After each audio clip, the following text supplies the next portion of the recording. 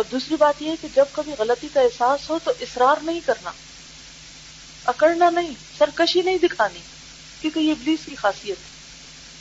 تو اس کی ذہانت، اس کا علم، اس کی قابلیت، اس کا مقرب ہونا، اس کا آسمانوں میں رہنا، سب ضائع ہو گیا. کوئی چیز اس کو فائدہ نہ دی جب اس کے اندر سرکشی آئی، حالانکہ ماحول تھا اس کا. یعنی صرف ماحول بھی کافی نہیں، جب آپ ماحول کے اندر آ جائیں تو پھر یہ دیکھیں، اگر مجھے کوئی یہ احساس دلاتا ہے کہ تمہاری یہاں یہ غلطی ہے، تو کون سا رویہ اختیار کرنا ہے جو حضرت عمر نے کیا. انہیں جب کسی نے ان کی غلطی کے بارے میں بتایا تو انہوں نے اپنا گال زمین پہ رکھ دیا عاجزی کے ساتھ، اصرار نہیں کیا. تو بعض اوقات سب اچھا ہوتا ہے لیکن ہم غلط ہوتے ہوئے غلطی پر جم جاتے ہیں کہ نہیں مجھے تو یہی کرنا ہے، اور نتیجہ کیا ہوتا ہے؟ ہم بہت سی خیر سے محروم رہ جاتے ہیں. ہر شخص آزمایا جاتا ہے اور ہر ایک کی آزمائش اس کی پسندیدہ ترین چیز سے ہوتی ہے. وہ کیسے؟ مثلا آپ اپنے لیے کوئی چیز چاہتے ہیں، مثلا آپ اپنی امپورٹنس چاہتے ہیں، دوسرے لوگ آپ کو امپورٹنس نہیں دیتے. اب یہ آپ کے لیے مصیبت بن جاتی ہے بات کہ میں اتنا ذہین ہوں، میں اتنا قابل ہوں، میں اتنا کچھ جانتا ہوں، لوگ میری قدر کیوں نہیں پہچانتے؟ لوگ میرے ساتھ اچھا سلوک کیوں نہیں کرتے؟ لوگ مجھے مان کیوں نہیں لیتے؟ ایک عام شخص کی آزمائش نہیں ہوتی کیونکہ ایوریج ہے، میڈیوکر ہے، نہ بہت ذہانت ہے، نہ بہت علم ہے، نہ بہت سمجھ ہے، نہ بہت قابلیت ہے. لہذا اس کو اپنی اتنی قدر منوانے کا شوق ہی نہیں ہوگا.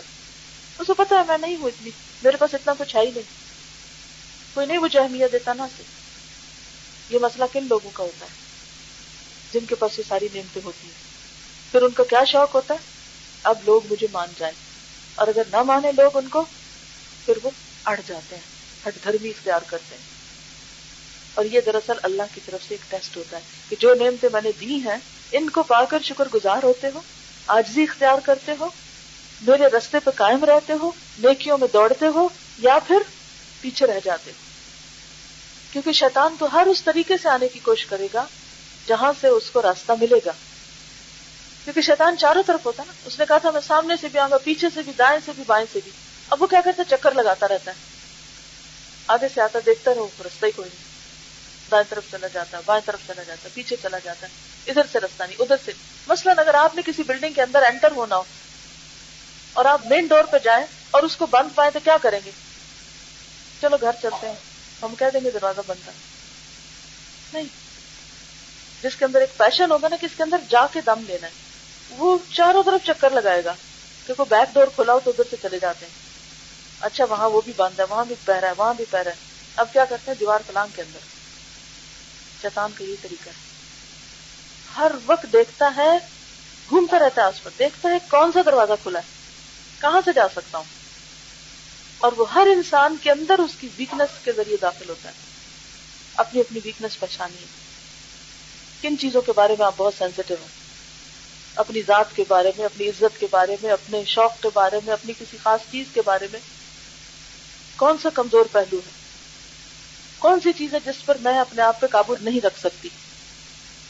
وہ سمجھے کہ یہیں سے اس نے داخل ہونا ہے اور نیکی کے موقع میں اسے چھڑانے.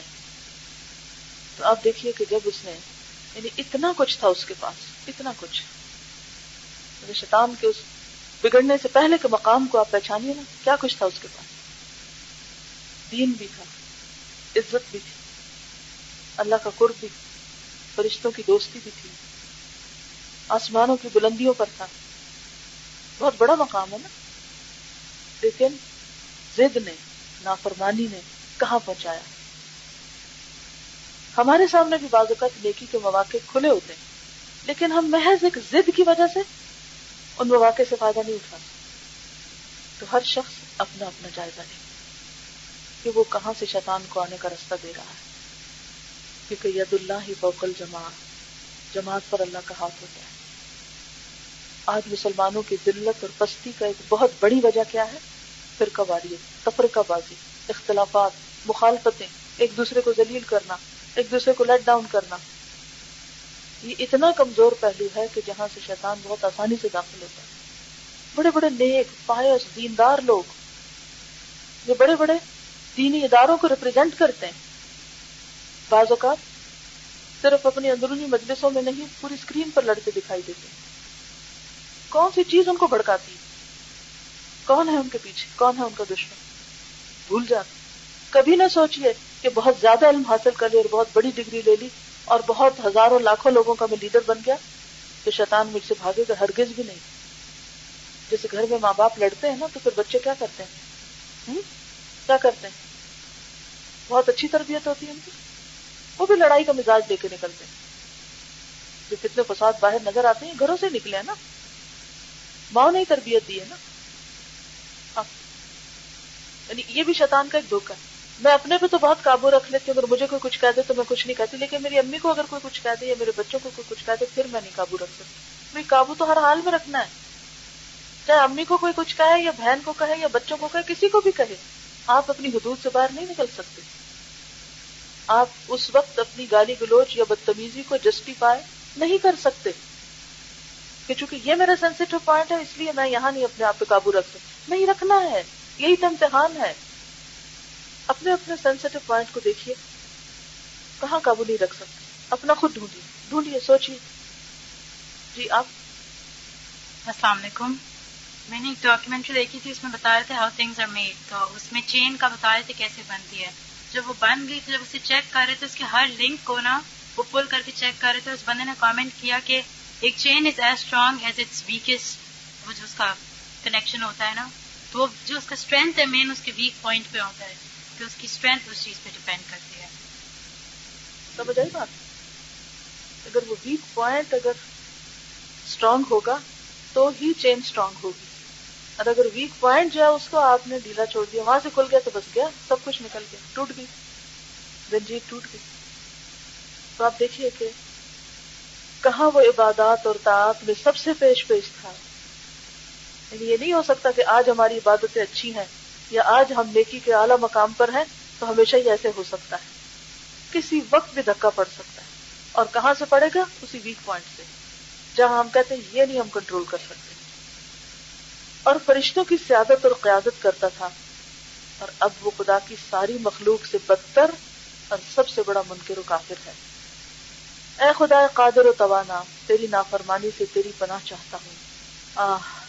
وہ کون سی چیز تھی جس نے ساری زمین کے بسنے والوں کو پانی کے ایسے طوفان میں غرق کر دیا جس نے پہاڑوں کی چوٹیوں پر رہنے والوں کو بھی نہ چھوڑا. قوم عاد پر باد سرسر مسلط کر دی، یہ لوگ مر کھپ گئے اور زمین پر ایسے مرے پڑے ہیں گویا درخت زمین پر گر پڑے. یہ ہوا ایسی چلی کہ جہاں سے گزری شہروں، آبادیوں، باغوں اور کھیتوں، چوپایوں اور جانوروں کو تباہ و برباد کرتی چلی گئی، اور ایسی قیامت برپا کر دی کہ دنیا کی قوموں کے لیے عبرت کا سامان چھوڑ گئی. قوم سمود پر بادلوں کی گرج بھیجی جس کی آواز سے لوگوں کے دل اور شکم شق ہو کر رہ گئے، پھٹ گئے اور تمام کے تمام ہلاک ہو گئے.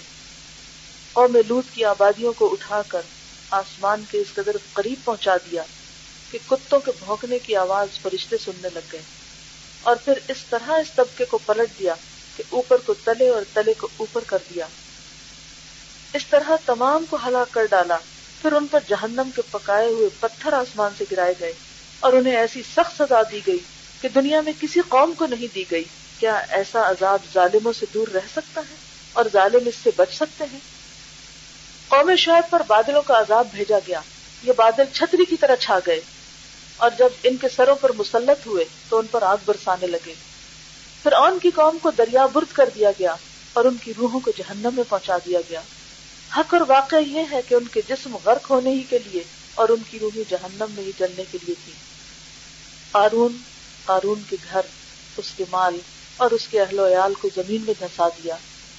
حضرت نوح علیہ السلام کے بعد مختلف اوقات میں بے شمار قوموں کو انواع و اقسام کے عذابوں سے دوچار کیا گیا اور قومیں تباہ و برباد کر دی گئی. صاحب یاسین کی قوم کو بجلی کی کڑک سے اس طرح ہلاک کیا گیا، ایک نفر یعنی فرد بھی زندہ نہ بچ سکا. بنی اسرائیل پر جابر اور ظالم لوگوں کو بھیج کر انہیں تاراج و برباد کرا دیا. ان کے گھر اور مال و اسباب سب کا سب لوٹ لیا گیا، مرد قتل کیے گئے، بچے اور عورتیں اسیر کر لی گئیں، شہر کے شہر جلا کر خاکستر کر دیے گئے، اور مال و دولت غارت گری کی نظر ہو گئے، بار بار جابر و ظالم لوگ ان پر بھیجے گئے اور وہ تباہ و برباد کر دیے گئے۔ اور آج جو کچھ ہو رہا ہے وہ اس سے تو کم ہے جو بنی اسرائیل کے ساتھ ہوا، اور یہ اس چیز کی ڈیمانڈ کرتا ہے کہ انسان اپنے رب کی طرف پلٹے اور توبہ اور استغفار کرے، کیونکہ بڑی مصیبت سے پہلے اللہ تعالیٰ چھوٹی چھوٹی چیزوں سے آزماتے ہیں کہ بھلا یہ لوگ پلٹتے ہیں یا نہیں۔ کون سی چیز تھی جس نے ان اقوام و ملل کو انواع و اقسام کے عذابوں میں مبتلا کیا، ان پر مصائب و آلام کے پہاڑ توڑے، قتل و غارت گری کا نشانہ بنایا، کبھی اسیر اور کبھی ان کی آبادیاں تاراج کر دی گئیں، یہ بادشاہتوں کے جور و ستم کا نشانہ بنے، ان کی صورتیں مسخ کر کے انہیں بندر اور خنزیر کی صورتیں دے دی گئیں، اور ان کا آخری انجام یہ ہوا کہ خود پروردگار عالم نے قسم کھا کر ان کی قسمتوں پر مہر لگا دی۔ لَيَبْعَثَنَّ عَلَيْهِمْ إِلَى يَوْمِ الْقِيَامَةِ مَن يَسُومُهُمْ سُوءَ الْعَذَابِ، سورۃ الاعراف۔ قیامت تک ان لوگوں پر ایسے لوگوں کو اللہ مسلط کرتا رہے گا کہ ان کو برے عذاب کا مزہ چکھاتے رہیں۔ مسند احمد میں عبد الرحمن بن جبیر بن نفیر اپنے والد سے روایت کرتے ہیں، قبرص فتح ہوا، سائپرس، تو وہاں کے باشندے تباہ حال ہو کر تتر بتر ہو گئے، جگہ جگہ سے رونے دھونے اور آہ و بکا کی آوازیں آ رہی تھی۔ اس وقت میں نے ابو الدرداء کو دیکھا کہ وہ علیحدہ ایک جگہ بیٹھے ہوئے رو رہے ہیں۔ میں ان کے قریب گیا اور کہا، ابو الدرداء، آج اللہ تعالیٰ نے اسلام اور مسلمانوں کو فتح اور نصرت، عزت و عظمت بخشی ہے اور آپ رو رہے ہیں؟ انہوں نے جواب دیا، جبیر، اللہ تیرا بھلا کرے، اللہ کی نافرمانی کی وجہ سے آج اس مخلوق کا کیا حشر ہو رہا ہے۔ کیا کہا؟ اللہ کی نافرمانی کی وجہ سے آج اس مخلوق کا کیا حشر ہو رہا ہے۔ یہ لوگ ذلیل و خوار کر دیے گئے، یعنی کل تک جن کی اتنی عزت اور اتنی شہرت تھی، آج دیکھو ان کا حال کیا ہو رہا ہے۔ کل یہ قوم ایک قہار، زبردست طاقتور قوم تھی، بہت بڑا ملک اس کے قبضے میں تھا، لیکن اس نے احکام الہی کی خلاف ورزی کی تو آج اس کا حشر تمہارے سامنے ہے۔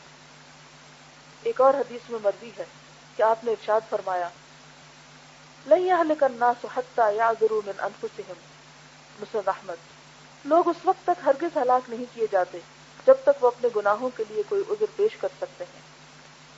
حضرت ام سلمہ سے مروی ہے، وہ فرماتی ہیں کہ رسول اللہ صلی اللہ علیہ وسلم سے میں نے سنا ہے، اذا ظہرت المعاصی فی امتی عمہم اللہ بعذاب من عنده، جب میری امت میں گناہوں کی کثرت ہو جائے گی تو اللہ تعالیٰ خواص و عوام سب پر اپنا عذاب اتارے گا۔ یہ کس نے فرمایا؟ رسول اللہ صلی اللہ علیہ وسلم، کہ جب گناہوں کی کثرت ہو جائے گی تو عذاب اترے گا۔ مسند احمدی کی روایت کے مطابق حضرت ام سلمہ فرماتی ہیں کہ یہ سن کر میں نے حضرت صلی اللہ علیہ وسلم سے پوچھا، یا رسول اللہ صلی اللہ علیہ وسلم، کیا اس وقت صالح اور نیک بندے نہیں ہوں گے؟ آپ نے جواب دیا، کیوں نہیں ہوں گے، یعنی نیک بندے ہوں گے۔ میں نے کہا، پھر ان لوگوں کے ساتھ کیا معاملہ ہوگا؟ آپ نے فرمایا، یصیبہم ما اصاب الناس ثم یسیرون الی مغفرۃ من اللہ ورضوان، مسند احمد، جو اور لوگوں پہ افتاد آئے گی ان پر بھی آئے گی، جو اور لوگوں پہ مصیبت پڑے گی ان پہ بھی پڑے گی۔ اور آج کل آپ دیکھیں کہ جب کہیں پر کوئی بم دھماکہ ہوتا ہے یا کچھ، تو اس میں یہ تھوڑی ہوتا کہ صرف جو برے لوگ ہیں وہ پکڑے جائیں اور باقیوں کی چھوٹ ہو جائے۔ نیک و بد بغیر کسی فرق کے سب لپیٹ میں آ جاتے ہیں۔ پھر اللہ تعالیٰ کی جانب سے ان کی بخشش ہوگی اور ان کے لیے اللہ تعالیٰ کی رضامندی اترے گی، یعنی آخرت اچھی ہو جائے گی۔ مراسیل الحسن میں ہے کہ رسول اللہ صلی اللہ علیہ وسلم نے ارشاد فرمایا، لا تزال هذه الامة تحت يد الله وفي كنفه ما لم يمال قراؤها امراؤها وما لم يزك صلحاؤها فجارها وما لم يهن خيارها شرارها فإذا هم فعلوا ذلك رفع الله يده عنهم ثم سلط عليهم جبابرتهم فيسومونهم سوء العذاب ثم ضربهم الله بالفاقة والفقر۔ میری امت ہمیشہ اللہ تعالیٰ کے ہاتھ کے نیچے اور اس کی بغل میں رہے گی جب تک کہ علماء امت اور قاری امیروں کی بے جا حمایت نہیں کریں گے، نیک لوگ فاسق و فاجروں کی بے جا صفائی نہیں کریں گے، اور شریر لوگ نیک لوگوں کی توہین اور بے عزتی نہیں کریں گے۔ جب لوگ ایسا کرنے لگیں گے تو اللہ تعالیٰ اپنا ہاتھ ان پر سے اٹھا لے گا اور جابر و ظالم لوگوں کو ان پر مسلط کر دے گا، جو ان پر سخت سے سخت عذاب کے پہاڑ توڑیں گے، اور پھر انہیں اللہ تعالیٰ فقر و فاقہ میں مبتلا کر دے گا۔ حضرت ثوبان سے مروی ہے کہ حضرت صلی اللہ علیہ وسلم نے ارشاد فرمایا ان الرجل لا يحرم الرزق بالذنب يصيبه، آدمی اپنے گناہوں کی وجہ سے رزق سے محروم ہو جاتا ہے. اور رزق سے مراد صرف کھانا پینا نہیں، کیونکہ بعض اوقات غلطیوں کے باوجود انسان بہت کچھ مال و دولت رکھتا ہے لیکن کسی اور چیز سے محروم ہو جاتا ہے.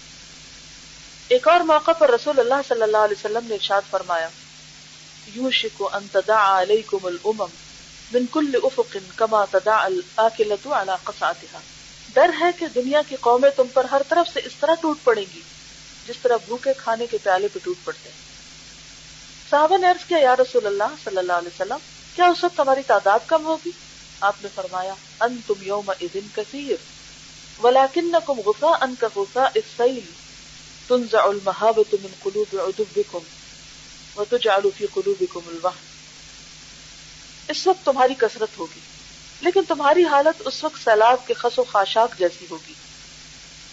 فلڈ آتا نا تو چیزیں پانی کے اوپر کیا ہوتی، تیرنے لگتی. تمہارے دشمنوں کے دلوں سے تمہارا روب اٹھ جائے گا اور تمہارے دلوں میں وہن پیدا ہو جائے گا. صحابہ نے عرض کیا یا رسول اللہ صلی اللہ علیہ وسلم وہن کیا ہے؟ آپ نے فرمایا حب الحیات و کراہیت الموت، زندگی سے محبت اور موت کا ڈر.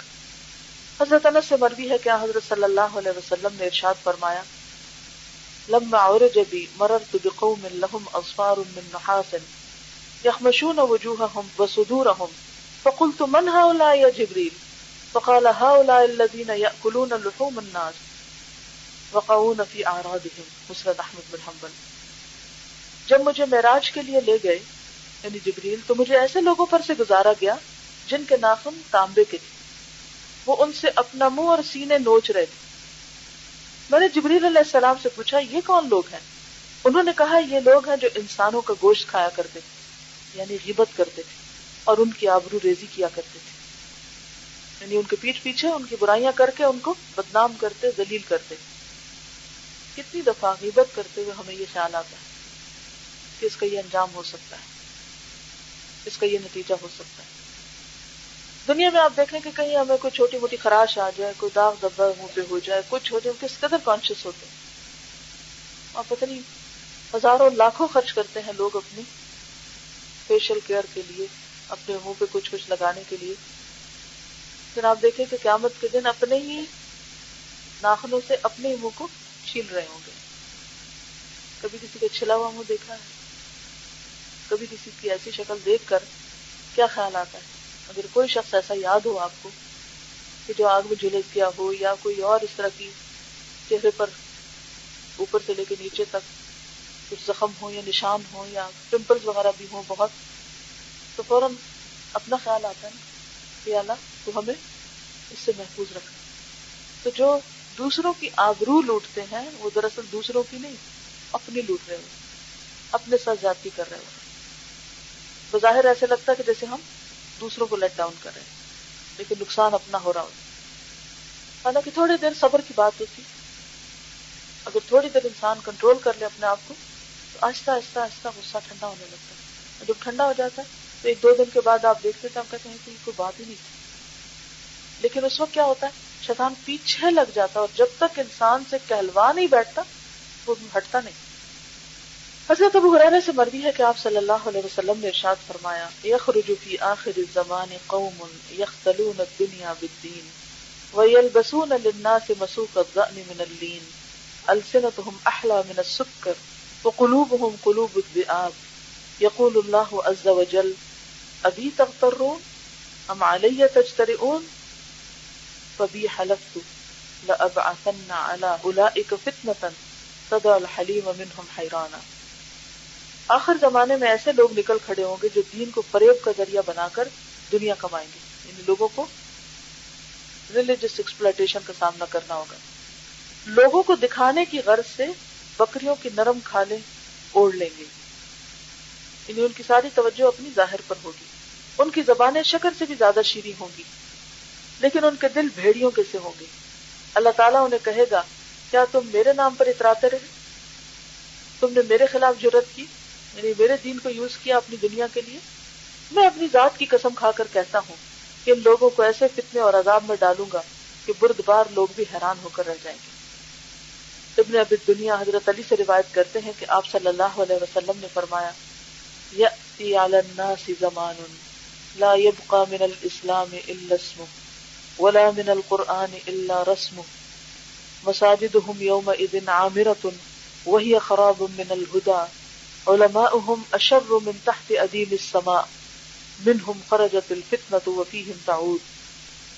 لوگوں پر ایسا زمانہ آئے گا کہ اسلام کا صرف نام رہ جائے گا، اسلام کا صرف نام رہ جائے گا اور قرآن کے صرف حروف رہ جائیں گے. لوگوں کی ساری توجہ مخارج اور تجوید اور اسی پر ہوگی، یہ صرف اس کو زبانی یاد کر لیں گے لیکن اس کا معنی نہیں جانیں گے.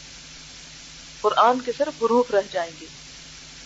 اس وقت مسجدیں ان کی بڑی عالی شان ہوگی مگر ہدایت سے خالی.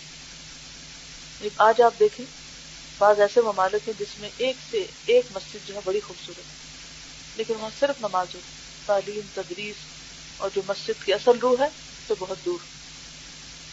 ان کے علماء آسمان کے نیچے بسنے والوں میں سب سے زیادہ برے لوگ ہوں گے، سب سے زیادہ عام لوگوں سے بھی برے، اخلاق میں، تہذیب میں، مینرز میں، معاملات میں، کاموں میں. انہی سے فتنے کھڑے ہوں گے لوگوں کی غلط رہنمائی کر کے اور انہی میں گھوم کر لوٹ آئیں گے. پھر انہی کو سفر کرنا پڑے گا. یہ فتنے اٹھائیں گے اور خود ہی اس کا نشانہ بنیں گے. بعض اوقات ایسا ہوتا ہے نا کہ بدنیت لوگ، بدتینت لوگ دوسروں کے لیے گڑھا کھودتے ہیں لیکن وہ دوسروں پر گرتے ہیں. حضرت ابن عباس سے مروی ہے اذا ظہر الربا والزنا فی قریۃ اذن اللہ عز وجل بہلاکہا. جب کسی آبادی میں سود اور زنا پھیل جاتا ہے تو اللہ تعالیٰ اسے ہلاک کر دینے کا حکم صادر فرماتا ہے. اور مراسیل الحسن میں ہے اذا اظہر الناس العلم وضیعوا العمل وتحابوا بالالسن وتباغضوا بالقلوب وتقاطعوا بالارحام لعنهم اللہ عز وجل عند ذلك فاصمهم واعمى ابصارهم. جو لوگ علم کا مظاہرہ کرنے لگے اور عمل کو چھوڑ بیٹھیں اور زبان سے تو محبت کا اظہار کریں اور دلوں میں بغض اور کینہ رکھیں، رشتہ داریاں توڑیں، تو اللہ تعالیٰ ان پر لعنت بھیجتا ہے اور انہیں بہرا اور اندھا بنا دیتا ہے. پھر ان کو حق بھی نظر نہیں آتا. تو اس سے کیا بات پتہ چلتی ہے، کیا سیکھا؟ جی، دو رنگی نہیں ہونی چاہیے. علم پر، عمل پر، نیکی پر کبھی غرور نہیں ہونا چاہیے. ہمیشہ اپنی خطاؤں پر نظر رہنی چاہیے، اپنی کوتاہیوں پر نظر رکھنی چاہیے. جو ہمارا دل ہمیں ہماری غلطی کے بارے میں بتائے اس کو بھی مان لیں، جو لوگ ہمیں بتائیں اس کو بھی مان لیں. غلطی پہ اڑے نہیں، سرکشی نہیں کریں، صرف اپنی نہ سنائیں، دوسروں کی بھی سن لیں. تو جتنی بھی باتیں ہیں ان میں بنیادی چیز کیا تھی؟ ایک جملہ بتائیے کیا سمجھ میں آیا؟ یاد رکھنے کی بات کیا ہے؟ گناہوں کی وجہ سے مصیبتیں آتی ہیں اور اللہ کی نافرمانی سے بچنا ہے، کیونکہ نافرمانی کرنے والے کو ہی پکڑتی، اسی کی شامت آتی ہے جو کرتا ہے. خالی علم فائدہ نہیں دیتا، اور علم اس نیت سے حاصل نہیں کرنا چاہیے کہ اس سے ہم اپنی زینت بنائیں یا اس سے اپنا وقار بڑھائیں یا ہم دوسرے کے مقابلے میں آئیں. اپنی کمزوریوں اور کوتاہیوں کو دیکھیں اور ان کی اصلاح کریں، نہ کہ صرف لوگوں کی غلطیاں چنتے رہیں. جی، اپنے ویک پوائنٹ کو ڈھونڈنا کہ میری ویکنس کہاں ہے، کیونکہ شیطان وہاں سے داخل ہوتا ہے. تکبر نہیں، عاجزی. جب بھی کوئی غلط کام کرے تو ضرور یاد رکھیں کہ کانسیکوینسز کیا ہو سکتے ہیں اس کے. مصیبت کے وقت اللہ کی طرف رجوع کرنا چاہیے اور یہ سوچنا چاہیے کہ اس کی کیا وجہ ہے، کیا کیا میں نے، اور فوراً استغفار پڑھنی چاہیے. بعض اوقات ایسا ہوتا ہے نا کہ ہم کام کرے تو اچانک ہمیں ٹکر لگ جاتی ہے، ٹھوکر لگ جاتی ہے، تو ہم اس وقت کیا سوچتے ہیں، یہ انہوں نے صحیح جگہ نہیں چیز لگائی. باہر نہیں، اندر غلطیاں تلاش کریں. صرف ظاہر کی نہیں، باطن کی اصلاح کی بھی فکر کریں. بالکل اپنے ایمان کی حفاظت کے لیے گروپ کے ساتھ کنیکٹڈ رہیں، ماحول بنائیں اور اختلاف اور فرقہ واریت اور نفرتوں کو ختم کریں. جی بالکل اپنے اوپر کنٹینیوس چیک. سارا ماحول بھی اچھا ہو تب بھی خرابی باقی ہو سکتی ہے. یعنی ماحول سپورٹو ہے، مدد دے گا، آپ کو چمکائے گا، لیکن جب تک آپ خود ٹھیک نہیں تو ماحول آپ کے لیے کچھ بھی نہیں کر سکتا. اوکے. سبحانک اللہم و بحمدک نشہد ان لا الہ الا انت نستغفرک و نتوب الیک. السلام علیکم ورحمۃ اللہ وبرکاتہ.